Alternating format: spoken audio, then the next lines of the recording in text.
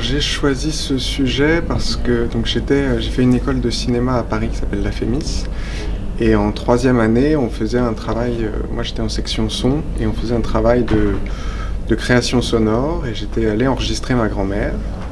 Et dans ce travail, je m'étais un peu fixé comme limite que je voulais pas qu'elle parle. Donc du coup, je l'enregistrais en train de vivre dans son appartement, mais j'ai coupé tous les moments de parole.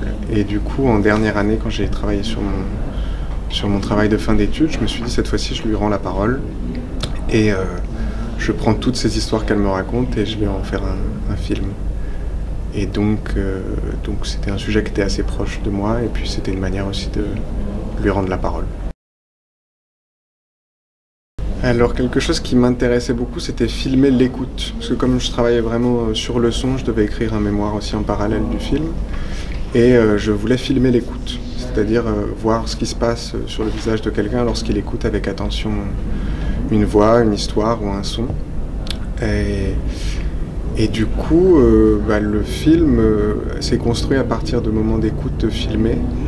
Et au départ, ça devait être un docu-fiction, c'est-à-dire que je voulais remettre en scène dans le village de ma grand-mère des séquences de sa vie.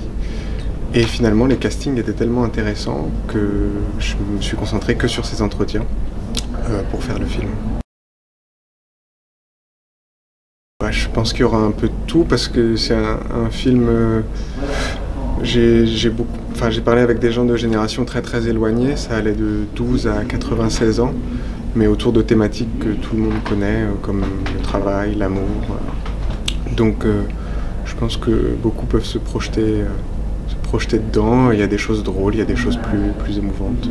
C'est un film assez universel parce que tout le monde a une grand-mère, qu'on l'ait connue ou non, et toutes nos grand-mères nous ont raconté ou pas des histoires qu'on a entendues des centaines de fois, et c'est un bon moyen de se retrouver aussi là-dedans.